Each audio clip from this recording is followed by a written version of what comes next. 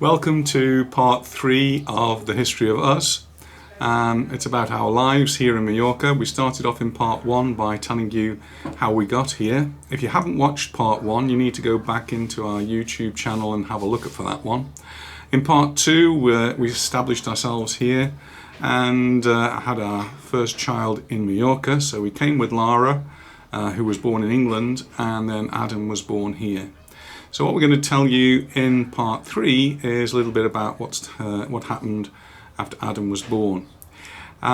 If you haven't already subscribed, it's a good idea to subscribe. People have been asking us to do these videos, and it's quite difficult for us. We're both working, and to find time to actually make a video, we can't do it on a regular basis. So if you subscribe to the channel, you get a notification, especially if you click that bell, you'll get a notification of when a new video goes up. We try and do perhaps one a week of these history of us, but I can't promise anything. It depends on how busy we are. And I suppose when we're on holiday soon, we'll be able to do a bit more. So we moved up into the village of Portal. So any of you know the village of Portalsnaus.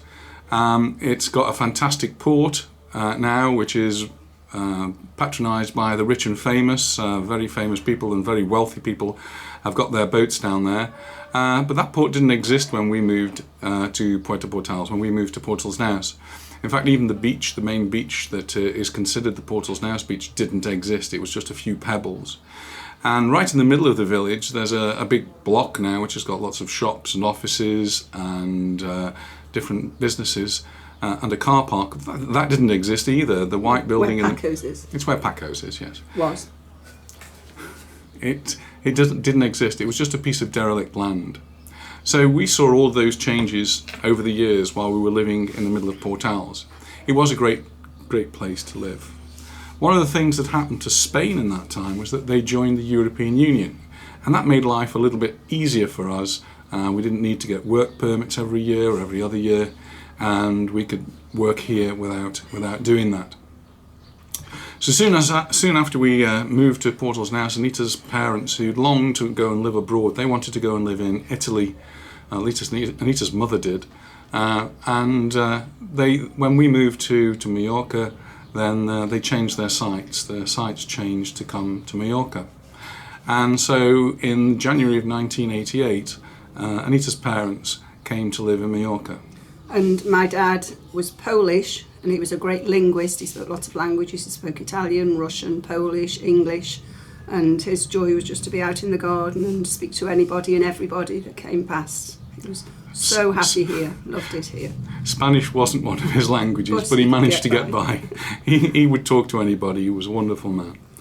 So they moved here, but they didn't have anywhere to live. And the house that we lived in Portalsnaus was actually, we rented it, was on 2 floors. And the landlord at the time lived in England, and the top floor of the house was empty for most of the time.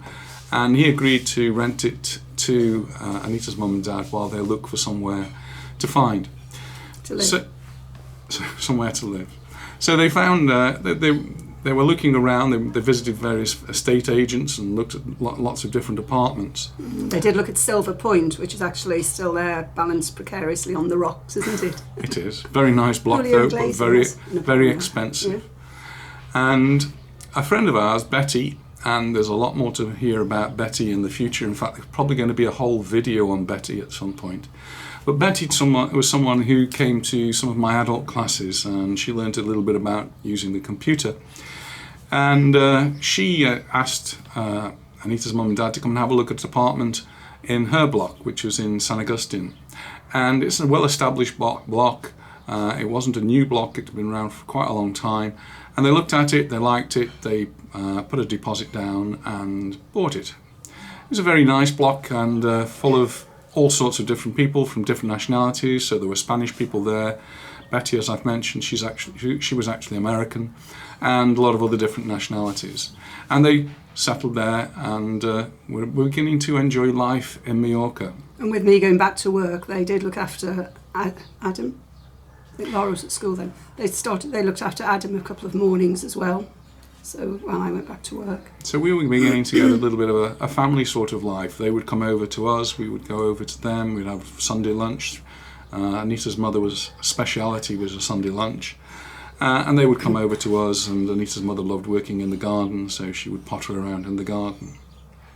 But as we got near to the Christmas of that year, so they've only been there since January, and we're coming to the Christmas of the following year, of the same year. We went to a friend's house, apartment, and we were having a Christmas meal with them, a little bit of a party, and singing Christmas carols. Anita's father was singing Christmas carols. In German. German. O Tannenbaum was his best one. He used to sing that one. We had a lovely evening, and we took them home, and we went off to home. And later that evening we had a phone call from Anita's mum to say that Eddie had passed away, and I rushed over there and to find that he died. And so we had a new experience, how to cope with the death in Mallorca. And arranging a funeral, we had to do that. And as I said before, Betty had been a great help. She lived in the block, and she helped us to organise all of these things. And we organised a funeral. In Spain and here in Mallorca, it is normal for a funeral to happen virtually the next day. They don't hang around. But because we were foreigners, and we'd got a lot of family who wanted to come to the funeral from the UK, we managed to persuade the authorities to hold back on the funeral, and I think we held it back for at least a week or maybe 2 weeks. Probably about a week. And family came over from the UK for the funeral. It was a very, very sad affair. Eddie was a great man. I really enjoyed his company, and he's greatly missed. And probably one of the saddest moments in my life, and Dad was only 63 when he died, just here, out to enjoy himself, just retired. 63. And how often this happens to people. 63 is our age.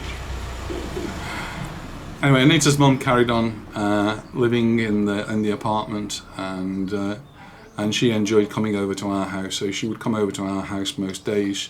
She'd built up a few friends while she was here, and she used to walk down to the beach in San Agustin, and she settled into life here, doing quite well. My parents used to come over as well. They came over when we lived in the other house in Port Owls, up the 75 steps, but my father had a heart condition at the time as well, and so the 75 steps didn't suit him. So when we moved to the house in the middle of Port Owls, we didn't have the 75 steps, and Anita seems to remember that they did actually stay in the top floor once. But I was a little bit concerned, particularly with my father's health condition, that should anything happen, they would need some support here.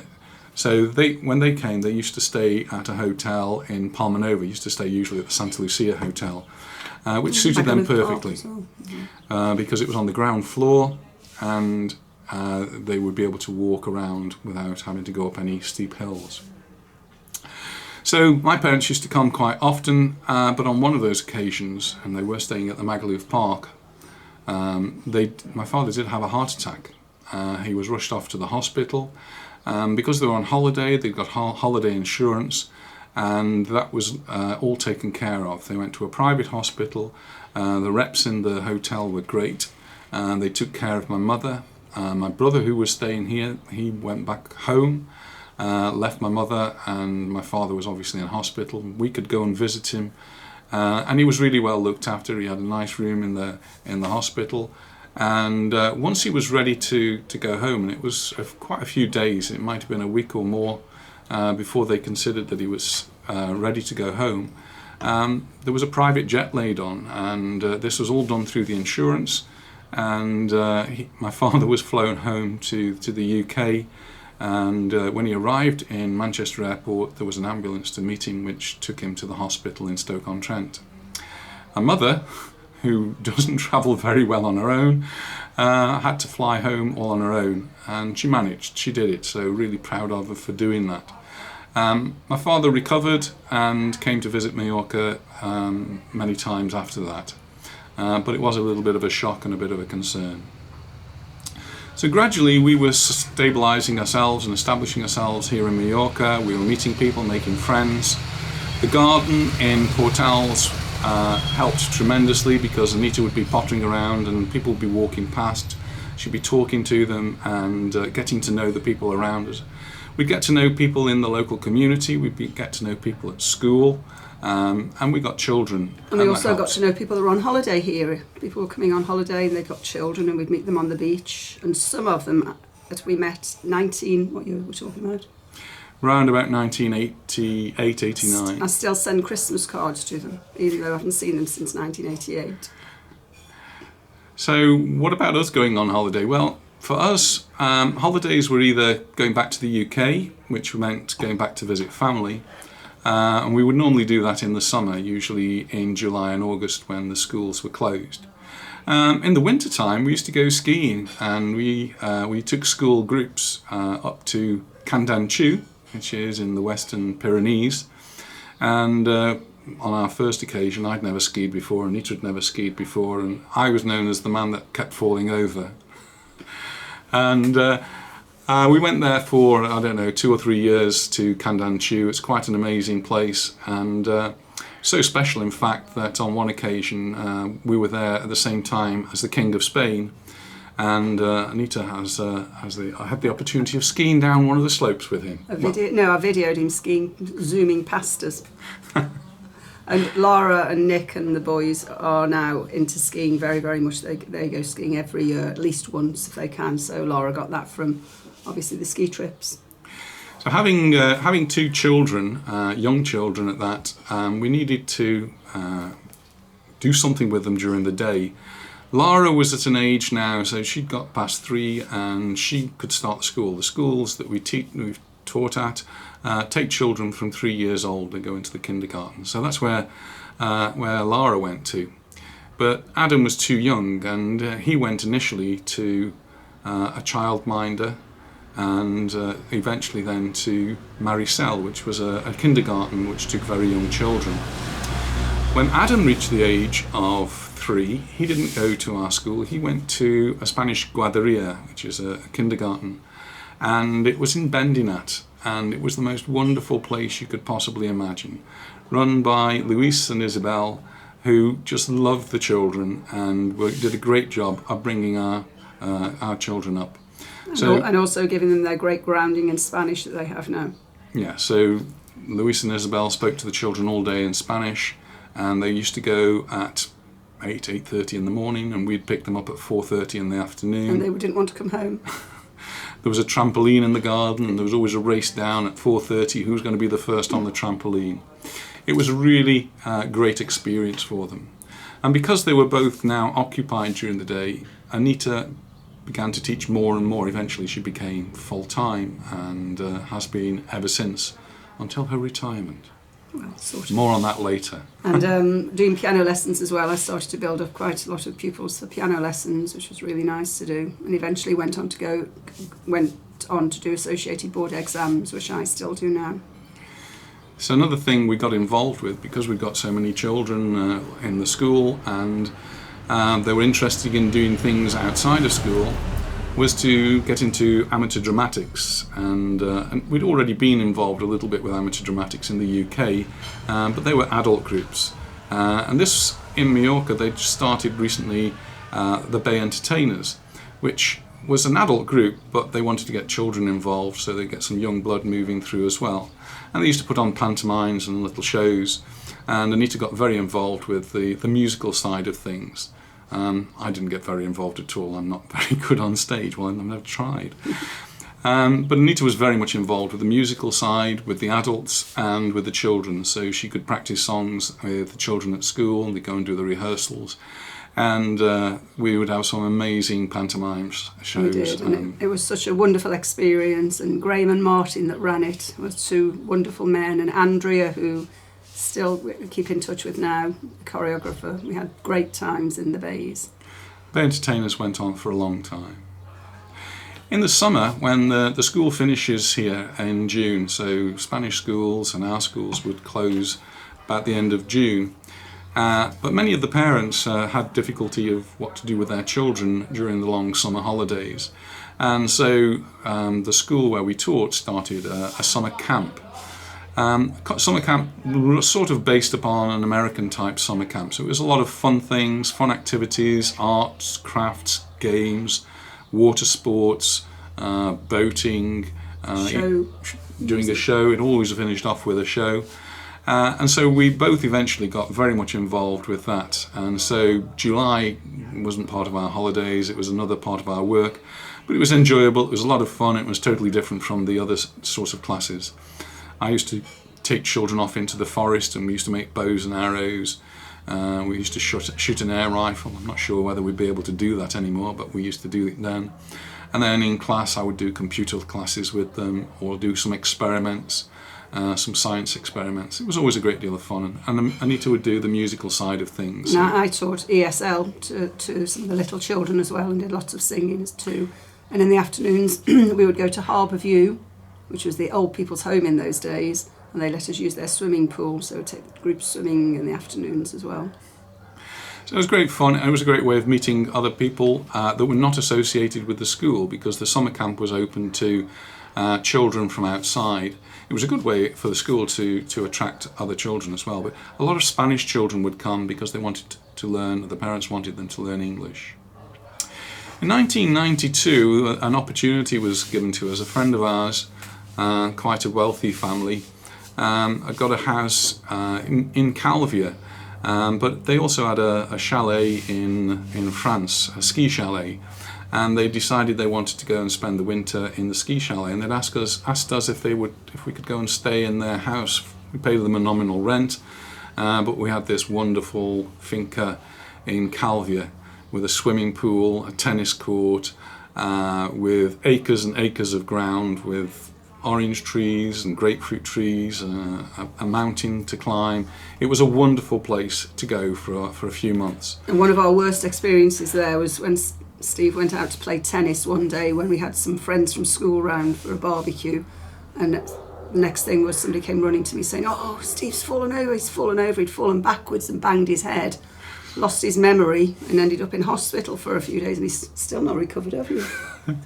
So I ended up in the hospital, Sunderette. I was in intensive care. I actually fractured my skull by cracking it on the hard court. Horrible. My memory did come back. Well, at least I think about it. I think it did. I don't know. How do you know if your memories come back? Well, I think it did. But it was a little bit frightening at the time, and especially for the young children who saw me covered in blood. But anyway, I survived that, and it's another story to tell. Don't play tennis. While we were there at that finca, just before the Christmas, we went to a Mason's dinner. Freemasons dinner. I actually knew one or two people who were Masons, and one of the teachers at school, Ian, was a Mason, and we enjoyed it. And I'd always been very curious about the Freemasons, and I then decided that it was for me. So I asked, how do I join? What do I have to do? And the following year I became a Freemason. And again, I think that's probably another video, and I'll tell you a little bit more about it. I'm not going to tell you any secrets, but I might tell you a little bit more about it. So this villa that we were staying in, this finca, we only stayed there during the winter time, and it probably wasn't the best time because we didn't really have the great use of the swimming pool, and the weather was not fantastic. But my parents did actually come to stay with us there, and they had an interesting holiday. One interesting thing was it had got a burglar alarm which we had to set every time we left. And I told my father the code, and they went out one day for a walk, and when they got back they'd forgotten the code. So they went into the house and the alarm set off, and it was set to go off for a particular amount of time. They didn't dare move, so it rang for 5 minutes, and then they had to sit in a corner, and they didn't dare move until we came home and switched it off. And another story is that my sister and her husband came over I think they came for Christmas, and ended up thinking their flight was in the evening and it was in the morning, so they missed their flight back. So tales to tell. So we stayed there for the winter, and then as the summer came on, Anita discovered that she was pregnant, and we moved back to the house in Port Alps and settled down there, and our next child was born. Adam was born in a private clinic, and we did that because we were not sure about ourselves. Once we knew the situation here, We stopped paying the private insurance, and we were both paying social security here. And so Serena, our third child, was born through the social security in a national health hospital. And the experience was very much the same, very similar. And it all started on my birthday, 28th of September. I went to school. I was still working, and Serena was due probably the beginning of October. So I went to school that day. I took some cake in for all the teachers. I taught my lessons. I got a doctor's appointment at something like 1 o'clock. So Ian came to cover my classes. Steve took me off to the doctor's at 1 o'clock. So off we went, driving along the Paseo Maritimo. Went to the this is a really good story. To go to the, what do we call him? I got it wrong when I said this before. Anyway, we went to the doctors, and as we're going along, Anita said, "Oh, I've got a funny pain in the stomach." No, I did. I went to the doctors. I had my appointment, and he examined me, and he said, "Yes, you're fine. Come back again next week." So off we went, driving back to school. So on the way back, Anita said, "I've got another pain." I said, "Well, what do you want me to do? Are you going to go back to school? Do you want to go back to the hospital?" And there was a point on the Paseo Maritimo where we either went straight on to school or we turned right and went up to the hospital Sonduretta. In the end, we went up to Sonduretta, and Serena was born before the school had actually rung its bell. Serena was born at 3:30, and I got to the hospital at 2 o'clock. And I'd been to school that day as well. How amazing is that? What a story to tell. So we now have 3 children, and I'm going to stop this story at this point, and we'll lead on from it in the next episode. But thank you very much for watching. If you haven't already subscribed, then hit that subscribe button now, hit the bell, and you'll get a notification. And we'll see you in the next video. I'll just show you my lovely flowers out of the garden. And I've nearly finished mine, but cheers. Bye for now. Bye.